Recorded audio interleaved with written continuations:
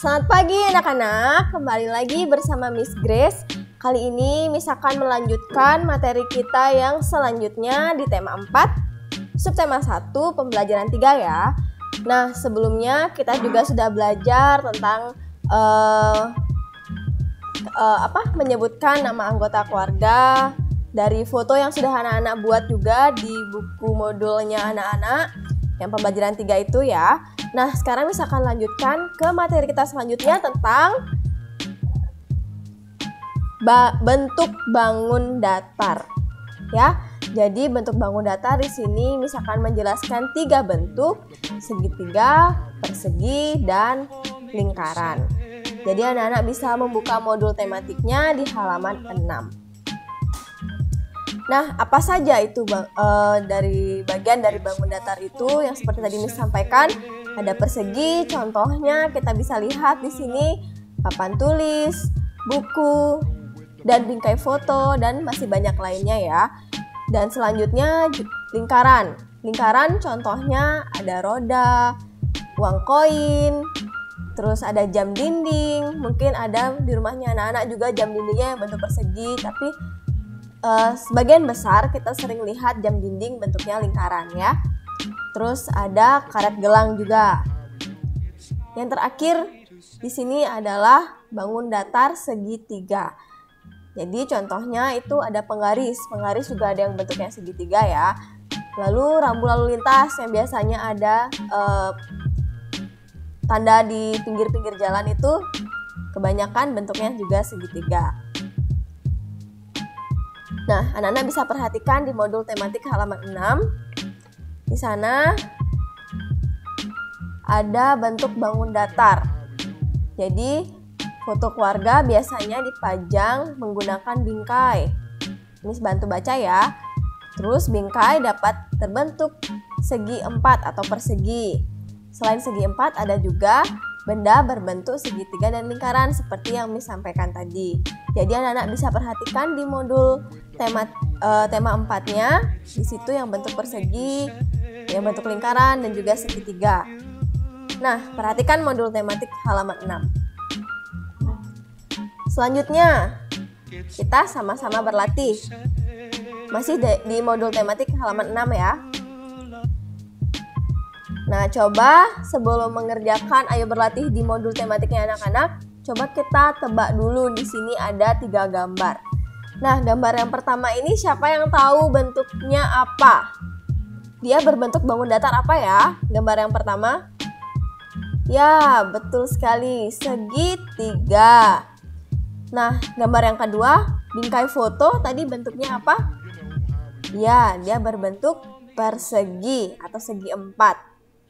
Dan yang terakhir, pada gambar yang terakhir, ya, lingkaran ya. Jadi, jam dinding bentuk bangun datar lingkaran. Nah, berikutnya silakan anak-anak mengerjakan yang di modul tematiknya halaman 6 tersebut ya, yang ayo berlatih. Untuk materi selanjutnya, misalkan membahas tentang simbol sila pertama dari Pancasila. Karena di tema sebelumnya kita juga sudah pernah mempelajari apa saja bunyi dari 5 sila Pancasila ya. Siapa yang masih ingat? Sila pertama, kedua, ketiga, sampai kelima bunyinya seperti apa? Jadi anak-anak bisa buka kembali di modul tema 3-nya.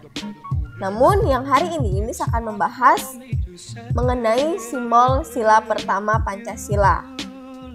Bisa dibuka di modul tematiknya halaman 7 ya. Nah, di sini sila pertama sebelumnya siapa yang ingat bunyinya sila pertama? Ya, ketuhanan yang Maha Esa. Apa bunyinya? Ketuhanan yang Maha Esa. Ya, itu bunyi sila pertama. Lalu simbolnya adalah bintang, ya, bintang emas. Jadi, ini adalah simbol sila pertama yang anak-anak harus ingat, ya. Karena sampai kelas 6 atau sampai akhir di SD pun kita masih tetap belajar Pancasila. Ya, selanjutnya dari pertama Pancasila ini anak-anak bisa lihat di modul tema 7-nya. Di sana misalkan bantu baca juga. Kita sama-sama buka ya. Nilai-nilai dari sila pertama itu wajib diamalkan dalam kehidupan sehari-hari. Nah, di sini Miss ada pengamalan sila pertama. Apa saja sih nilai-nilai yang terkandung dari sila pertama tersebut atau pengamalan dari sila pertama tersebut? Kita lihat. Salah gambar deh kayaknya Miss nih. Ganti-ganti. Ini ya maksudnya berdoa dan beribadah. Jadi pengamalan sila pertama yaitu berdoa dan beribadah. Yang kedua, saling menghormati. Aduh, salah gambar lagi. Yang ini maksudnya ya. Saling menghormati antar umat beragama. Dan yang terakhir, hidup rukun. Masih banyak ya pengamalannya, tapi di sini Miss tekankan 3 saja. Waduh. Ini maksudnya. Ya, hidup rukun. Nah, penjelasannya, jadi bangsa Indonesia itu menyatakan kepercayaannya dan ketakwaannya terhadap Tuhan Yang Maha Esa. Jadi bagaimana caranya kita membuktikan kalau kita percaya kepada Tuhan dan bertakwa kepada Tuhan? Menurut kepercayaan masing-masing, kita tetap harus rajin berdoa dan beribadah sebagai rasa atau wujud kita percaya kepada Tuhan. Berdoanya juga sesuai dengan kepercayaan masing-masing ya.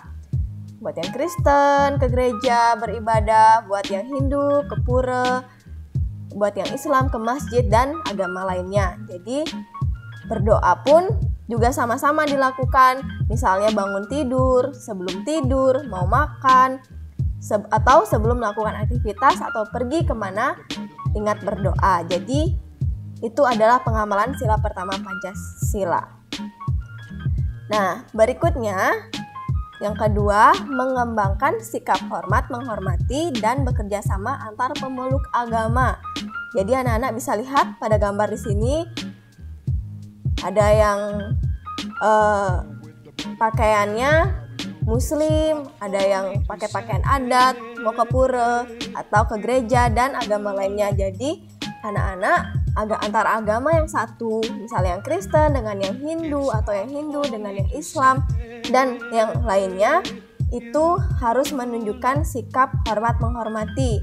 Bagaimana caranya? Jadi ketika misalnya temennya nih yang agama Kristen berdoa, jadi agama lain nggak boleh ganggu, apalagi misalnya ngejek cara berdoanya atau caranya dia berkata-kata, jadi itu tidak boleh dilakukan.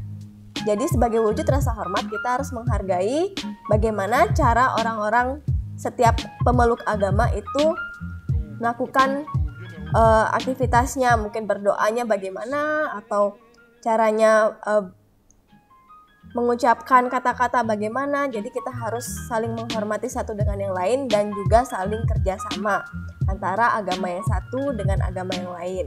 Jadi jangan yang Hindu sama yang Hindu aja, yang Kristen sama yang Kristen aja, yang Islam sama yang Islam aja, yang Buddha sama yang Buddha aja. Jadi harus saling kerjasama satu dengan yang lain dan tetap saling menghormati. Berikutnya, yang terakhir, membina kerukunan hidup di antara sesama umat beragama dan kepercayaan terhadap Tuhan Yang Maha Esa. Nah, jadi hidup rukun itu tidak hanya anak-anak lakukan di rumah saja ya.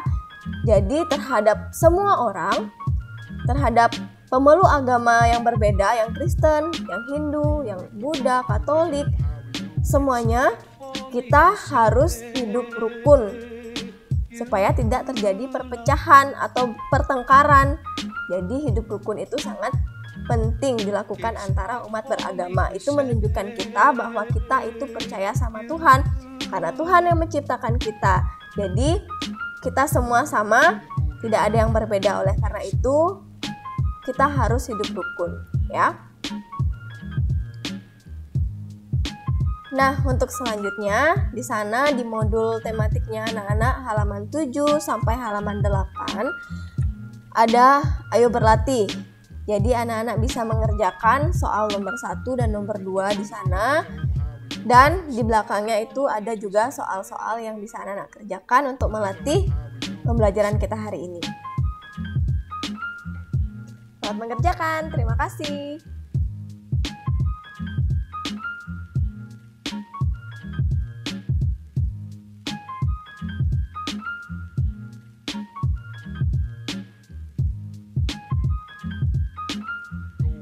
It's not for me to say.